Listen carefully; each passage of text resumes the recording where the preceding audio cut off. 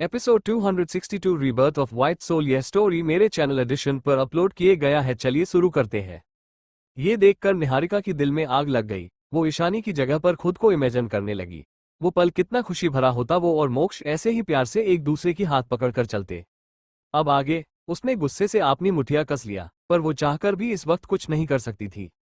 पर तभी उसकी दिमाग में ये ख्याल आया, अगर ये बच्चा ही ना हो तो क्या होगा? तब क्या मोक्ष और ईशानी की रिश्ता खराब नहीं ही जाएगा? पर उसने अभी इस बात के लिए सोचना छोड़ दिया। ईशानी के आसपास हमेशा कोई ना कोई रहता था। मोक्ष तो एक परछाई की तरह उसके साथ रह रहा था, और बाकी घरवाले भी ईशानी को खरोच आने भी नहीं देते थे। अगर वो कुछ महीने रुक जाती है यहाँ तो ही अच्छा होगा। तब उसे एक अच्छा मौका मिल सकता है। उसने सुना था अगर प्रेगनेंसी को 2 महीने से ज्यादा हो जाता है, तब अगर कोई हादसा होता है तो बच्चे के साथ साथ माँ की भी जिंदगी को खतरा होता है। अगर उस वक्त उसने कदम उठाया तो क्या ये एक शानदार बात नहीं होगी? तब वो उस बच्चे के साथ साथ ईशानी से भी छुटकारा पा सकती है। मोक्ष के पास उस वक्त कोई सहारा नहीं होगा, तब वो उसका सहारा बन सकती है। फिर धीरे धीरे वो मोक्ष के करीब जा सकती है। उसने ये प्लान अपनी दादी माँ और मोम को बताया तो दादी माँ डर गई। सबसे ज्यादा उन्हें ही मोक्ष के बारे में पता था कि वो कितना भयानक हो सकता है। अगर मोक्ष को उनकी पोती की प्लानिंग की भनक भी लग गई, तब उनकी पोती को वो क्या नरेंद्र भाई भी बचा नहीं पाएंगे। जया जी ने जल्दी से निहारिका को चुप रहने को बोल दिया और गुस्से से बोली, बच्चा तुम पागल हो गई हो क्या? तुम्हें पता भी है कि तुम क्या कह रही हो? तुम उस लड़की को और मोक्ष के बच्चे को नुकसान पहुंचाना चाहती हो। तुम्हें क्या लगता है मोक्ष कोई बेवकूफ है जिसे ये बात पता नहीं चलेगी अगर तुमने उसकी बीवी और बच्चे के साथ कुछ किया तो? उस वक्त तुम्हें क्या लगता है तुम्हें कौन बचाएगा मोक्ष से? मैं भी नहीं बचा पाऊंगा, इसलिए अभी के लिए ये ख्याल छोड़ दो और राजवंश कॉर्पोरेशन में जॉब ज्वाइन कर लो, और जितना हो मोक्ष सके मोक्ष के आसपास रहकर उसे इम्प्रेस करने की कोशिश करो। मैं कुछ सोचती हूँ, अगर ये लड़की कोई नॉर्मल लड़की होती तो हम आसानी होती, पर इस लड़की की पहचान मोक्ष से कम नहीं है। निहारिका को गुस्सा तो आया, पर प्रियंका जी ने उसे रोक दिया। उन्हें भी अपनी सासू माँ की बात बिल्कुल ठीक लगी। वैसे भी फ्रांस में उनका बिजनेस कुछ अच्छा नहीं चल रहा था। जब तक जया जी के पति दुष्यंत जी बिजनेस संभाल रहे थे तब तक तो सब कुछ ठीक था, पर जब से वो हॉस्पिटल में एडमिट हुए थे और उन्होंने कुर्सी छोड़ दिया था और आपने बेटे पुनीत जी को दे दिया था, तब से बिजनेस लॉस में चल रहा है, क्योंकि पुनीत जी के पास बिजनेस संभालने की स्किल नहीं थी। बस राजवंश कॉर्पोरेशन की मदद से ही वो अब तक सब संभाल रहे थे। जया जी की इस बार आने की एक और मकान ये भी था कि वो यहाँ जान पहचान बढ़ाकर फ्रांस से अपना बिजनेस को इंडिया में ही ट्रांसफर करवाना चाहती थी। निहारिका ने हाँ में सिर हिला दिया, पर उसने मन ही मन सोच लिया था कि वो जो सोच रही है वो करके रहेगी। ऐसे भी मोक्ष को पता कैसे चलेगा कि उसने ईशानी के साथ कुछ किया है? अगर वो बाहर ईशानी के साथ कुछ करेगी तो? ये सोचकर ही उसकी होंठों पर एक तिरछी स्माइल आ गई। उसने विंडो से बाहर ईशानी को देखा, जो मोक्ष की कंधे पर सिर रख के बैठी हुई थी। बस जितना खुश होना है, जितना मोक्ष के साथ रहना है रह लो, पर ये बस कुछ महीने के लिए होगा। उसके बाद तुम और तुम्हारा ये बच्चा दोनों को ही मैं मोक्ष की जिंदगी से दूर कर दूंगा। वहीं मेहरा मेंशन में स्नेहा और सौदामिनी दोनों अपने बैग लिए खड़े थे। दोनों का प्लान फेल हो गया था, जिस वजह से उन्हें गुस्सा आ रहा था। सौदामिनी जी ने इन दिनों बहुत कोशिश किया था कि प्रिया फिर से मेहरा फैमिली की चहेती बन जाए, पर यह तो हुआ ही नहीं।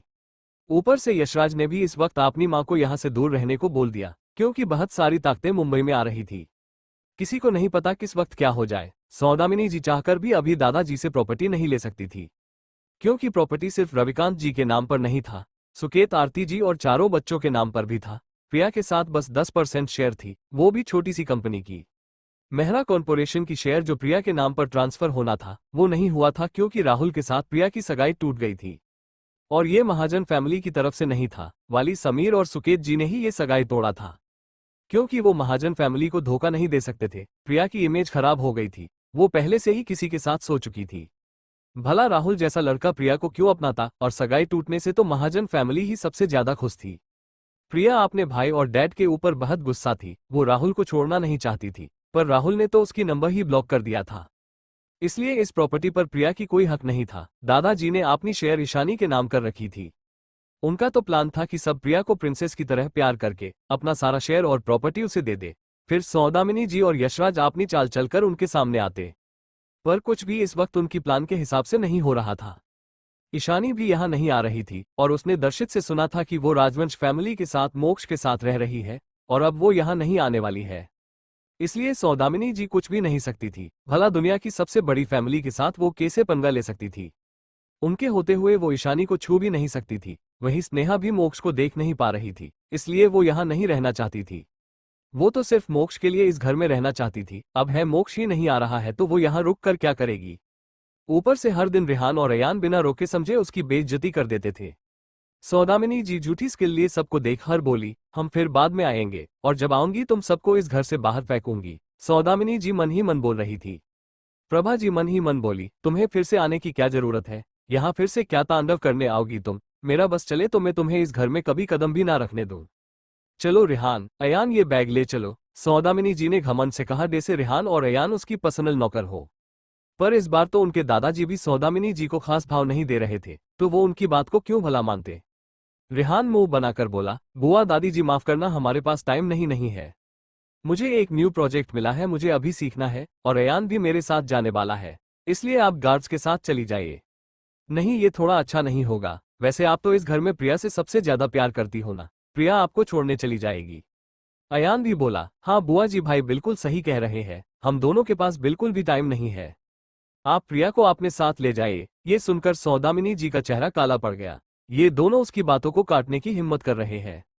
वहीं प्रिया भी हैरान थी, उसने अपनी दांत भींच लिया, क्या अब वो एक कुली का काम भी करेगी, इतने दिनों से क्या उसकी पनिशमेंट खत्म नहीं हो रही है, जो अब उसे दूसरों का बैग उठाने के लिए बोला जा रहा है, ये तो उसके लिए और भी इंसल्टिंग बात थी। क्या ये दोनों उसकी वही भाई नहीं थे जो उसे किसी खजाने की तरह रखते थे, उसे अपनी स्कूल बैग भी नहीं उठाने देते थे, अगर बैग भारी होता था तो ये दोनों खुद ही उसकी बैग को क्लास में रखकर आए थे। अब उसके वही दोनों भाई चाहते थे कि वो दूसरों का सामान उठाए। प्रिया की दिल आज सच में टूट रहा था। कब उसके सभी भाई इतने बदल गए, कब वो उनके दिल में एक ऐसी इंसान बन गई जिसकी कीमत कुछ भी नहीं है। वो फीकी तरह मुस्कुराते हुए बोली, ठीक है मैं बुआ दादी के साथ चलूंगी, मुझे भी उनसे बात करनी थी, मैं इन दिनों में उनसे ठीक से बात नहीं कर पाई थी। तो फिर ठीक है जाओ जाओ, रेहान ने कहा और जाकर सोफे पर बैठ गया।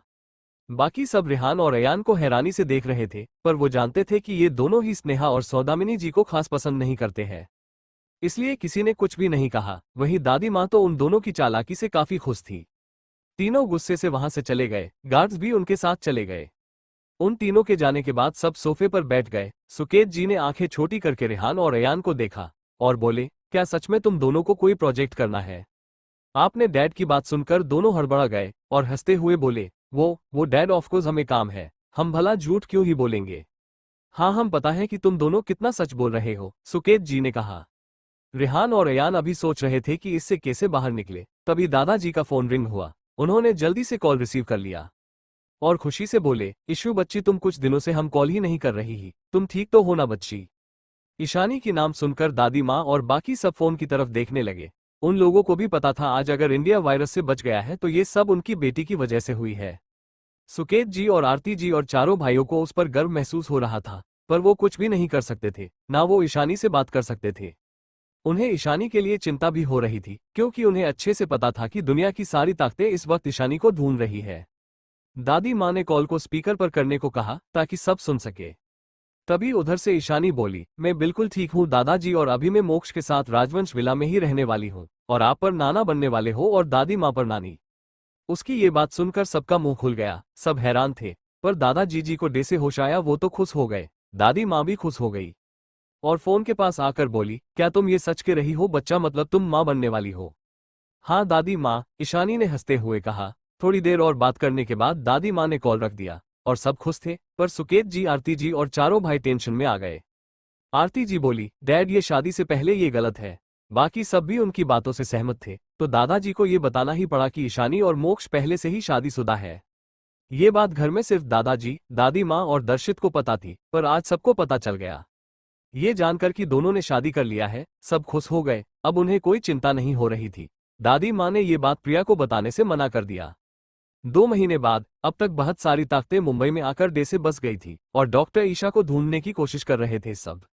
वहीं राजवंश हॉस्पिटल में पूरा राजवंश फैमिली था। रूम में ईशानी और मोक्ष थे।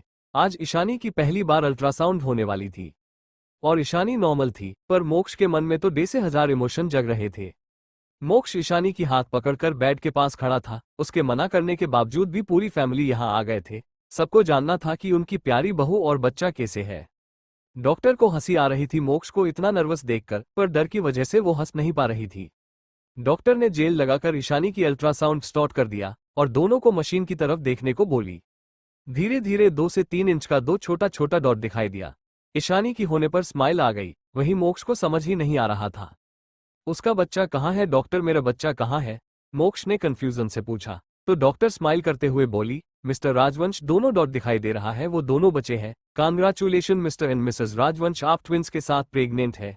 ईशानी को तो देखते ही पता चल गया था, वो ट्विंस के साथ प्रेग्नेंट है। अगले एपिसोड को सुनने के लिए सब्सक्राइब करें मेरे चैनल एडिशन को और हाँ, लाइक कमेंट शेयर करना ना भूले। मिलते हैं अगले एपिसोड में।